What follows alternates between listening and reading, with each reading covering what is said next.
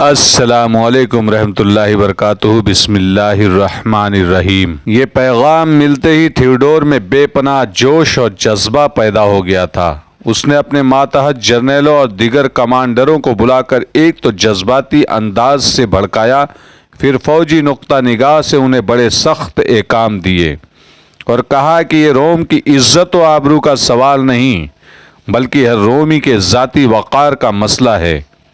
تصور میں لایا جا سکتا ہے کہ تھیوڈور نے بابلیون کو مجاہدین اسلام سے بچانے کے لیے کیا کیا جتن کیے ہوں گے۔ جب ہرقل کی موت کی اطلاع بابلیون پہنچی تو اس کے رد عمل کے طور پر یہ توقع تھی کہ سب کے حوصلے پست ہو جائیں گے، لیکن تھیوڈور نے ساری فوج کو اکٹھا کر کے ایسے پرجوش طریقے سے خطاب کیا کہ ہر فوجی کو بھڑکا دیا۔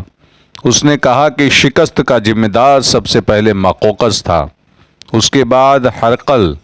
اب دونوں نہیں ہے تو یہ ذمہ داری ہم پر عائد ہوتی ہے کہ جن شکستوں کے ذمہ دار وہ دونوں تھے انہیں ہم فتح میں بدل دیں۔ سلطنت روم ہرقل کی نہیں بلکہ تمہاری ہے۔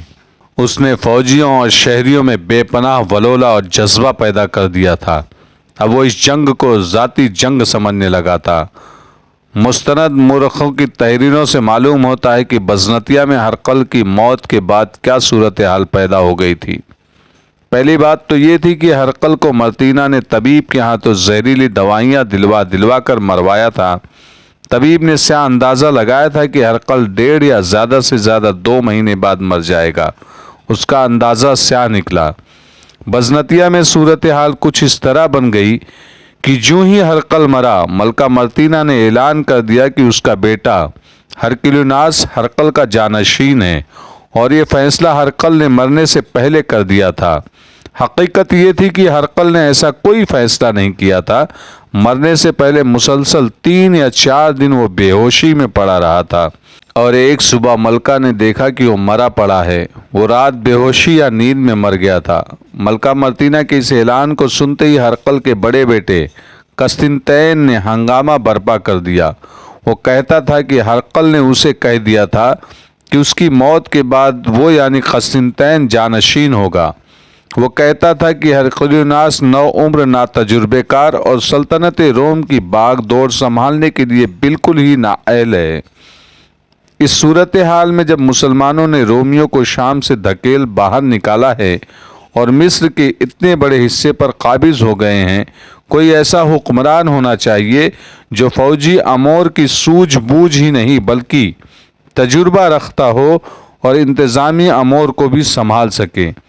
فوج کے جرنیل اور شہری انتظامیہ کے حاکم جانتے تھے کہ ہرکلیوناس کو اس صورتحال میں تخت پر بٹھانا بہت بڑی اور بڑی خطرناک غلطی ہے۔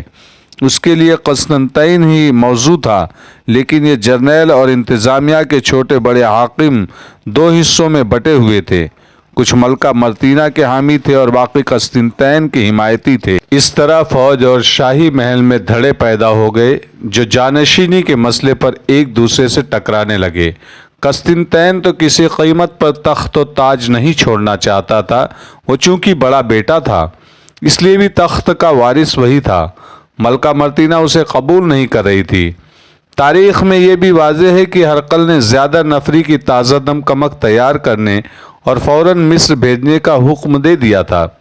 کمک بالکل تیار ہو گئی تھی لیکن ابھی روانہ نہ ہوئی تھی کہ ہرقل مر گیا۔ قسطنطین نے فوراً حکم دیا کہ کمک کو مصر بھیجنے کے لیے جہاز تیار کیے جائیں۔ ملکہ مرتینہ نے اس حکم پر یہ اعتراض کیا کہ قسطنطین خود اس کمک کے ساتھ جائے۔ وہ جواز یہ پیش کرتی تھی کہ قسطنطین چونکہ میدان میں قیادت کا تجربہ رکھتا ہے اس لیے وہ کمک کا سیاہ استعمال کرے گا، ورنہ پہلے والے جرنیل اس کمک کو بھی مسلمان کے ہاتھوں مروا دیں گے۔ قسطنطین جانتا تھا کہ اس وقت ملکہ مرتینہ کو مصر کا کوئی خیال نہیں۔ اس کی تمام تر دلچسپیاں اپنے بیٹے کو تخت پر بٹھانے پر مرکوز ہیں۔ وہ بزنطیہ سے غیر حاضر نہیں ہونا چاہتا تھا۔ حکم میرا چلے گا، ملکہ مرتینہ نے اعلان کر دیا، یا حکم میرے بیٹے کا چلے گا۔ قسطنطین فوج کا کمانڈر ہے، وہ مجھ سے یا میرے بیٹے سے حکم لے۔ اس کے لیے شاہی حکم یہ ہے کہ کمک لے کر مصر کو روانہ ہو جائے۔ جانشینی کا فیصلہ ہو چکا ہے۔ قسطنطین جانتا تھا کہ اس کی پشت پناہی میں جو لوگ ہیں وہ ایک محاذ پر متحد ہو چکے ہیں اور اسے یہ پشت پناہی ملتی رہے گی۔ ہوا بھی یہی۔ اس کے حامی جرنیل اور ان سے نیچے کے عہدوں کے فوجی افسر اور شہری انتظامیہ کے بڑے حاکم اور شاہی خاندان کے کچھ افراد اس کی حمایت میں سامنے آ گئے اور سیاہ مانوں میں انہوں نے